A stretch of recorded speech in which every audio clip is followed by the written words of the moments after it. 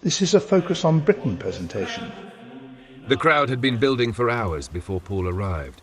By the time he stepped into the street, the air was already thick, flags waving, voices raised, people pressed shoulder to shoulder. Union Jacks hung from railings, draped over backs, lifted high above heads.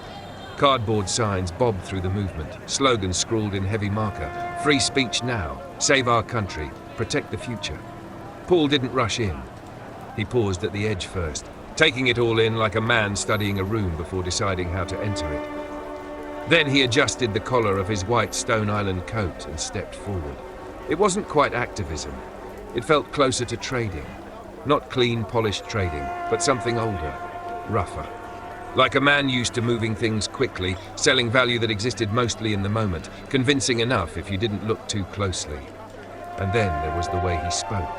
He moved through the crowd with purpose, shaking hands, nodding, offering just enough warmth to feel genuine. He didn't just agree with certain voices, he followed them closely, like a disciple who had learned the lines and figured out how to make them pay. His phone buzzed. A donation. Paul barely reacted, but something behind his eyes shifted. He slipped the phone back into his pocket and adjusted his coat, moving deeper into the crowd. Now he was more present, more visible. He stayed longer in conversations. "Exactly," he'd say. "That's what this is about." They believed him, or at least they believed what they saw. That was the trick. It felt like participation. The chants swelled again, louder now, rolling through the crowd in waves. Paul stepped up onto a low ledge, raising a hand just enough to gather attention. It worked. Voices dipped, heads turned. "We're here for freedom of speech," he paused. "And for the kids." The reaction hit immediately. Paul nodded, feeding the energy just enough to keep it alive. From the outside, it looked like leadership. From the inside, it felt like something else.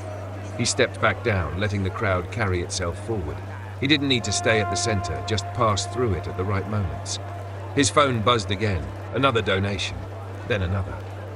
He checked his watch, a diamond Rolex catching the light as his wrist turned. A small smile followed. Around him, the crowd remained fully immersed. Paul watched them for a moment, not with mockery, not even with amusement, just distance.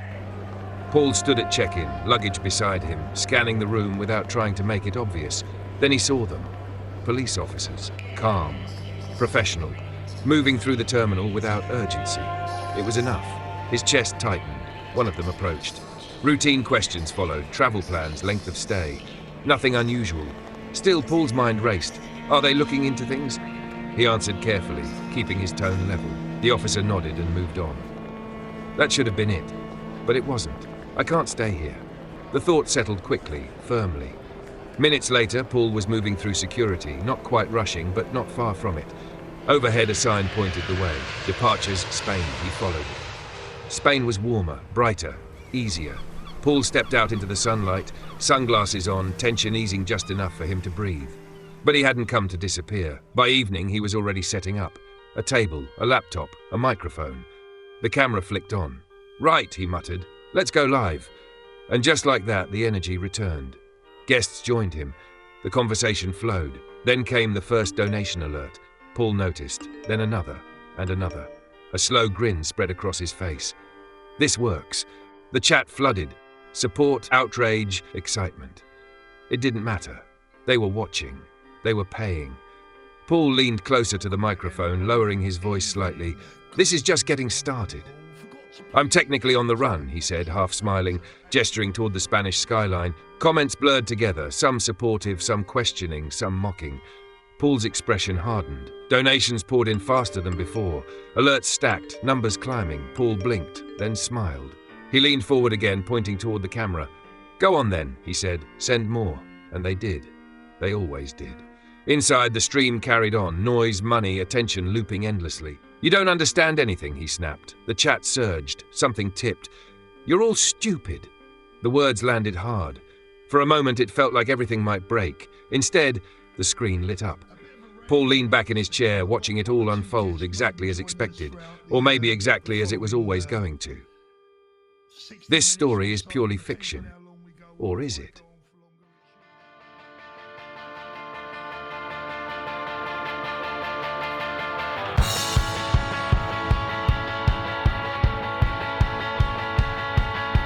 Slogan cardboard sign says for the kids, but he is clocking the time.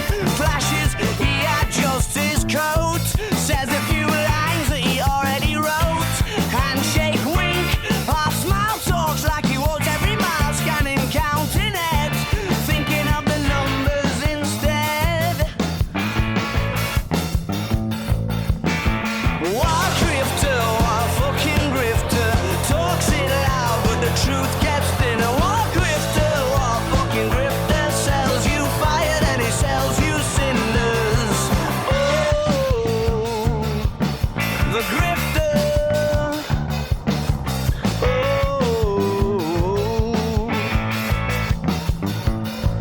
pacing the airport gate, acting calm but he is running late. Sees blue lights, he looks away like a kid with too much to say.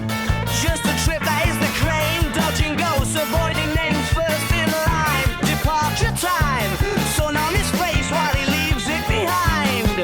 War grifter, war fucking grifter, talks it loud but the truth gets thinner. War grifter, war fucking grifter, sells you fire and he sells you cinders. Oh, the grifter. Oh, now he is live with a mic and a drink, says he is saying what you all think. Chat goes mad, he starts to shout. Money, cash comes pouring out.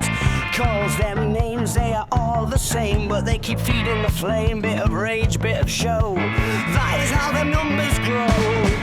War grifter, war fucking grifter, talks it loud but the truth gets thinner. War grifter, war fucking grifter, sells you fire then he sells you cinders. War grifter, war fucking grifter, turns your anger into a ticker. War grifter, war fucking grifter, plays the game and he plays it quicker. Leaves you broke while he gets richer, richer, richer.